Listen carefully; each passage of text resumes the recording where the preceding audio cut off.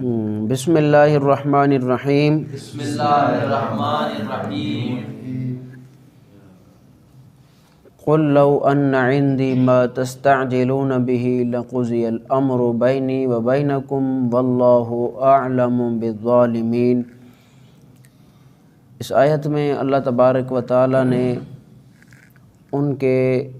پچھلی آیت اور یہ آیت ان دونوں میں مطلب ایک ہی بیان ہے۔ اس آیت میں انہی کو جواب ہے۔ بعض روایات میں آتا ہے کہ آپ صلی اللہ علیہ وسلم سے ابو جہل نے کہا تھا کہ آپ جو ہے اگر سچے نبی ہیں تو ہمارے لیے یہ دعا کریں، وہ اس کو بھی اللہ تعالیٰ نے جو ہے اس میں نقل فرمایا۔ دوسری روایت میں آتا ہے کہ نظر نے آپ صلی اللہ علیہ وسلم سے کہا تھا کہ آپ جو ہے اگر آپ جو کہہ رہے ہیں یہ سچ ہے، اس کو اللہ تعالیٰ نے سورہ انفال میں یہ بیان فرمایا اذ قالوا اللہم ان کان ھذا ھو الحق من عندک، اگر جو آپ بیان کر رہے ہیں یہ حق ہے تو فامطر علینا حجارۃ من السماء، تو ہمارے لیے دعا کیجئے کہ ہمارے اوپر آسمانوں سے پتھروں کی بارش ہو، پتھر برسیں، اوِئتنا بعذاب علیم،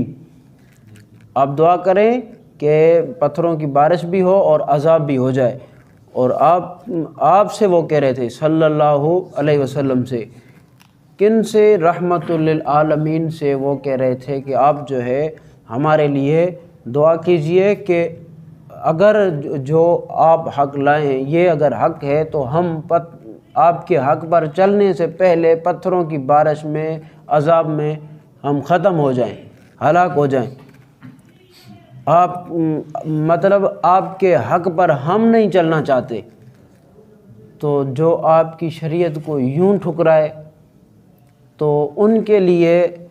آپ کیا، تو آپ نے اللہ تعالیٰ نے اس کو اس آیت میں بیان فرمایا کہ آپ نے ان کو کیا جواب دیا۔ آپ نے اللہ تعالیٰ نے فرمایا قل، آپ فرما دیجئے کہ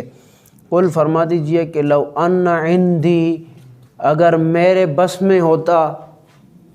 اگر میرے ہاتھ میں ہوتا تو ما تستعجلون بہ، جس بات کی تم جلدی کرتے ہو، جس کے بارے میں تم لوگ کہتے ہو کہ ہمارے اوپر امطر علینا حجارۃ من السماء، تم کہتے ہو جس کے بارے میں اگر یہ میرے ہاتھ میں ہوتا تو لقضی الامر بینی و بینکم، یہ تو جس بارے میں تم کہتے ہو اگر ہمارے جو ہے نا آپ دعا کیجئے آسمان سے پتھر برسیں ہمارے لیے، اگر میرے ہاتھ میں ہوتا تو میں کب کا یہ تمہارے اور میرے درمیان کب کا یہ فیصلہ ہو چکا ہوتا، یعنی میں جس عذاب کو تم مانگتے ہو میں اس کو لاتا اور تمہیں ہلاک کر دیتا۔ یہ میرے ہاتھ میں نہیں ہے، یہ میرے ہاتھ میں ہوتا تو میں تمہیں ہلاک کر دیتا۔ جو حضور کے حق کو یوں ٹھکرائے اس کو حضور بھی، اچھا یہ بھی حضور کی رحمت ہے، یہ بھی حضور کی کیا ہے؟ اگر میرے ہاتھ میں ہوتا تو میں تمہیں ہلاک بھی کر دیتا، میرے ہاتھ میں ہوتا جو عذاب تم مانگتے ہو میں وہ تمہارے اوپر دے دیتا، لیکن میرے ہاتھ میں یہ نہیں ہے۔ اور واللہ اعلم بالظالمین، اللہ تعالیٰ ظالموں کو جانتے ہیں۔ اچھا یہ بھی حضور کا اخلاق بھی ہے اور یہ بھی حضور کی رحمت بھی ہے۔ آپ سوچیں گے کہ رحمت کیسے؟ وہ تو ایک طرف ان کو حضور علیہ السلام وہ جس بات عذاب کے بارے میں جلدی کر رہے ہیں اور حضور ان پر عذاب کے بارے، اگر حضور کے ہاتھ میں ہوتا تو ان پر عذاب کرتے، تو یہ رحمت کیسے؟ یہ رحمت جیسے کسی بندے میں اگر کوئی بیماری لگ جاتی ہے اور ٹانگ میں کینسر آ گئی تو وہ ختم ہونے کی وجہ سے وہ ٹانگ ختم ہو رہی ہے، تو اس کو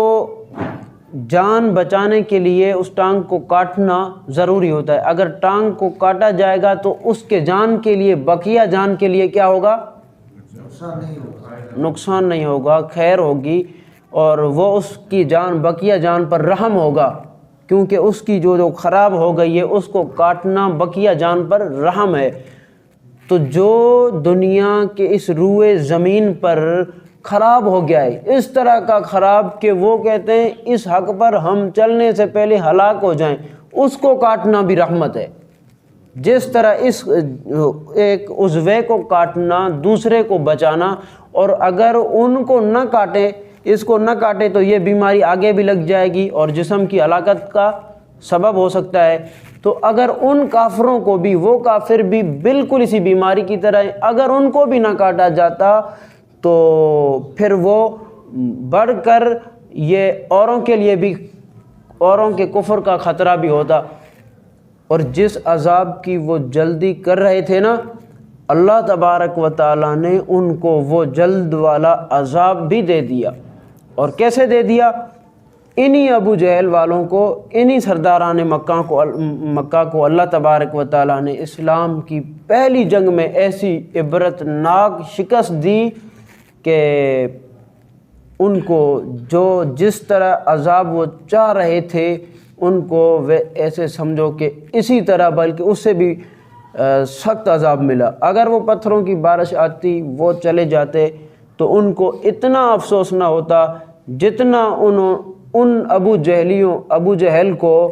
جتنا افسوس موت کے وقت ہو رہا تھا۔ حضرت عبداللہ ابن مسعود رضی اللہ عنہ جب اس کو مارنے کے لیے اس کے سینے پر بیٹھے تو اس نے آنکھیں کھول کے حضرت عبداللہ ابن مسعود کو دیکھا کہ تو بکریاں چرانے والا ہے اور تو کس کے سینے پر بیٹھا ہے؟ وہ اس طرح کہہ رہا تھا۔ اللہ تعالیٰ نے اس کو جس طرح ذلت کی موت مانگ رہا تھا اسی طرح ذلت کی موت دے دی، اور اسی طرح جو مانگ رہے تھے جس طرح کا عذاب ایسے سمجھو کہ اسی طرح کا ان کو، مطلب عذاب میں تو وہ آ ہی گئے۔ وہ ابو جہل کو بچوں نے یہ کیا تھا کہ اس کے گھوڑے کو تلوار لگائی تھی حضرت معوذ اور معاذ نے، اور ان کو زخم بھی لگائے تھے، وہ تڑپ رہے تھے، اور حضور نے فرمایا تھا کہ ان کے سر کو کون لائے گا؟ تو حضرت عبداللہ ابن مسعود رضی اللہ عنہ ان کی تلاش میں نکلے، اور جاتے جاتے دیکھتے دیکھتے جب اس کو ابو جہل ملے تو حضرت عبداللہ ابن مسعود نے دیکھا کہ یہ پڑے ہوئے ہیں، تو حضرت عبداللہ ابن مسعود ان کے سینے پر چڑھے، کیونکہ حضور کا فرمان تھا کہ اس کا سر جو ہے لایا جائے۔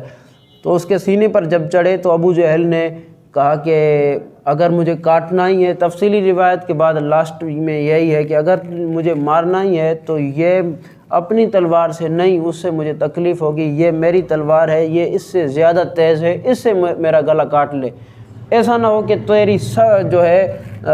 تیری تلوار اتنی تیز نہیں ہے، اس وجہ سے ہو سکتا ہے میں ڈر کی وجہ سے محمد کے دین پر نہ آ جاؤں، اس سے اچھا ہے کہ میں مر جاؤں اور تیز تلوار سے میرا گلا کٹ جائے، محمد کے راستے پر نہ آؤں۔ تو اس طرح کے ظالم لوگ تھے، اس لیے ان کو کاٹنا دوسروں کا بچاؤ ہے۔ اگر یہ لوگ زندہ رہتے تو اوروں کے لیے یہ ہدایت، ان کو تو ہدایت مل ہی نہیں سکتی، ہدایت کی ہا بھی نہیں مل سکتی۔ ابو جہل کے بچے، بلکہ میں کہتا ہوں ان سے بھی کفر میں ان سے بھی اچھے آج بھی ہیں، تو ان کو ہدایت نہیں مل سکتی، جو قرآن کو الیاذ باللہ کبھی کہتے ہیں کہ الیوم اکملت لکم دینکم، یہ 7ویں پارے میں، اس سے آگے قرآن ہے ہی نہیں،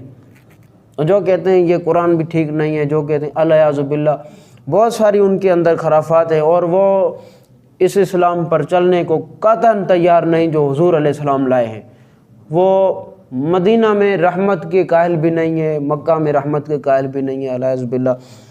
تو اس طرح کے لوگ جو ہوتے ہیں وہ اوروں کے اسلام میں، اوروں کی جو ہدایت ہے ان میں بھی یہی لوگ رکاوٹ ہوتے ہیں، لیکن یہ کبھی بھی ہدایت پر نہیں آ سکتے۔ سواء علیہم انذرتہم ام لم تنذرہم لا یؤمنون، لا یؤمنون فرمانے والے بھی اللہ ہی ہے جو علیم بذات الصدور ہے۔